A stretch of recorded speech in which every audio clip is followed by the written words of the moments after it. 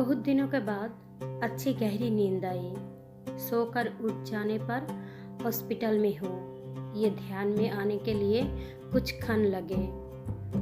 Bell बजने पर room में नर्स आई और बोली, गुड इवनिंग सर, कोई मिलने आया था क्या? नहीं, नर्स ने कहा, बड़ी देर सोया था इसलिए पूछा। मोबाइल पर भी एक भी मिस्ड कॉल या मैसेज नहीं आया था। अभी कैसा लग रहा है? नर्स बोली, प्रचंड बोर हो गया हूँ। 3 दिन में वो पियोन अंकल छोड़कर दूसरा कोई भी मिलने नहीं आया। सब के सब इतना भी क्या बिजी होंगे, अपना कोई हॉस्पिटल में है, इसकी कोई चिंता है कि नहीं? नर्स बोली। पर मैंने कुछ जवाब नहीं दिया उसे। सॉरी, मैं ज़्यादा ही बोल गई, नर्स बोली। जो सच है वही तो बोल रही हो आप, मैंने कहा। ब्लड प्रेशर चेक करते समय तो 2-3 टाइम सॉरी बोलकर नर्स चली गई। वैसे नर्स का बोलना मन को लगा। 2 शब्द बोलने के लिए नज़दीकी कोई नहीं था, प्यार से बोलने वाला कोई नहीं था। बहुत बुरा लगा था, एकदम से रोना आ गया। मन भर आने के बाद शर्ट की स्लीव से आंखें पोंछी। सर में विचारों का पंखा जोर से घूमने लगा। अस्वस्थता बढ़ी। आज मुझे किसी चीज़ की कमी नहीं थी। बड़ा बंगला, फार्म हाउस, 3 गाड़ियाँ, बहुत सारा बैंक बैलेंस, सोशल स्टेटस सब है। तब भी मन शांत नहीं। किसी की तो कमी हो रही थी। हर कोई स्वार्थी होता है। मैं काफ़ी होशियार, चालाक बुद्धि, लेकिन दुराग्रही स्वभाव की वजह से कभी भी पसंद नहीं आता था किसी को। मुंहफट था, इस वजह से ज़्यादा दोस्त नहीं थे, और जो थे वो भी दूर चले गए। पत्नी को भी दोस्त नहीं बनने दिया, उससे हमेशा अंतर पर रखा। सांसारिक और शिशु का गृहस्थ होते हुए भी हमारे में दूरियां हमेशा थी। पैसे की वजह से बुढ़ापा पे माँ बाप के मन को भी दुखाया। बड़े भाई को फंसाकर सारी संपत्ति खुद के नाम पर कर ली। इतना सब करने के बाद क्या मिला? ज़्यादा पैसे के साथ विकृत समाधान और कांटे जैसा चुभने वाला अकेलापन। ये सब विचार से सिर घूम रहे थे। खुद पर बहुत गुस्सा आ रहा था। मन हल्का करने की इच्छा हो रही थी। पत्नी को फ़ोन किया, पर डिस्टर्ब मत करो और कुछ चाहिए होगा तो मैसेज कर देना, ऐसा बोलकर उसने फ़ोन काट दिया। जवानी के दिनों में भी साथ नहीं रहने वाले बेटे से बोलने का तो सवाल ही उठता नहीं। फ़ोन नंबर देखते समय भैया के फ़ोन नंबर पर नज़र रुकी। वापस यादों की भीड़। भैया का नंबर डायल किया, पर तुरंत काट दिया। वजह हमारा बीच का ना बोलना। 3 साल पहले हमारा बहुत बड़ा झगड़ा हो गया था। उसके बाद बड़प्पन दिखाकर भैया ने सब कुछ भुलाना चाहा, पर मेरा ईगो बीच में आ गया था। मैं इसलिए अब मुंह खोलने की हिम्मत नहीं कर रही थी। तब भी बोलने का मन हो रहा था। बाद में हिम्मत करके नंबर डायल किया और आंखें बंद कर ली। फ़ोन उठाने के बाद भैया की आवाज़ आई, भैया मैं बोल रहा हूँ। अभी तक नंबर डिलीट किया नहीं क्या तूने? छोड़, कैसा है तू? फ़ोन क्यों किया?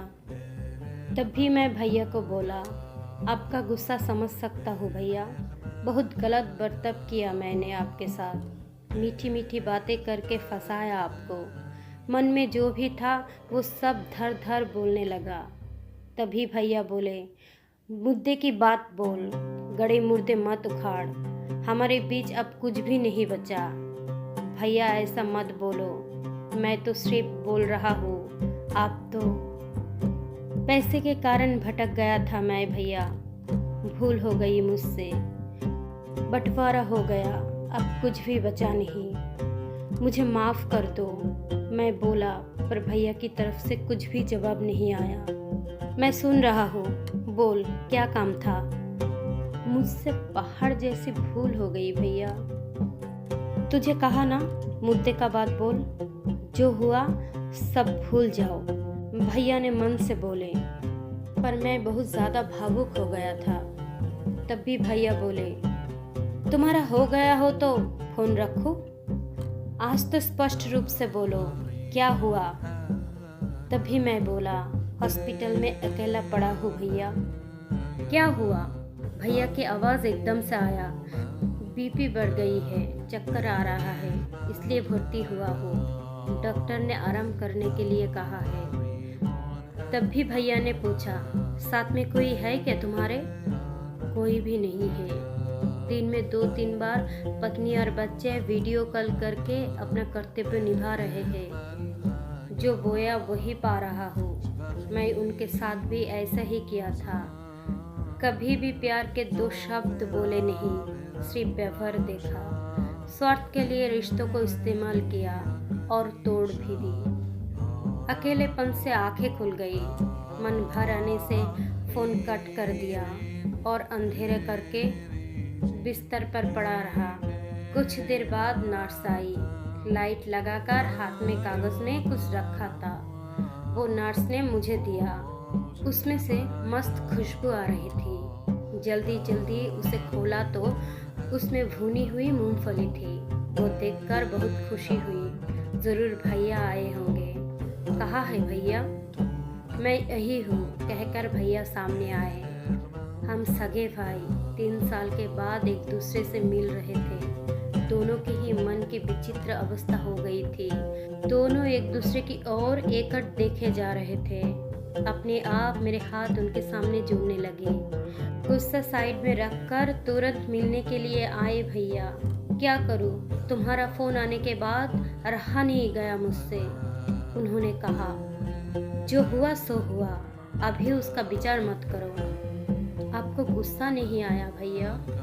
बहुत आया, पर आज तुमसे बात करने के बाद पूरा का पूरा गुस्सा बहकर चला गया। तुम्हें पसंद भुनी हुई मूंगफली ले ली और जल्दी यहाँ आ गया।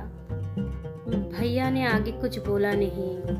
भैया ने सर पर प्यार से हाथ फेरा। तब बहुत शांत लगा। गुस्सा कभी भी रिश्ते से ज़्यादा बड़ा नहीं होता। पुरानी बातों को चिपक कर रहने का दर्द खुद को ही ज़्यादा होता है। एक बात हमेशा ध्यान में रखना, हमारा रिश्ता मतलब फेविकॉल का जोड़। भैया बचपन में देते थे, वैसे ही मूंगफली के दाने छिलकर मुझे देकर बात कर रहे थे। वो भुने हुए दाने के स्वाद अफलातून था। अनजाने में कचरे के डब्बे पर ध्यान गया।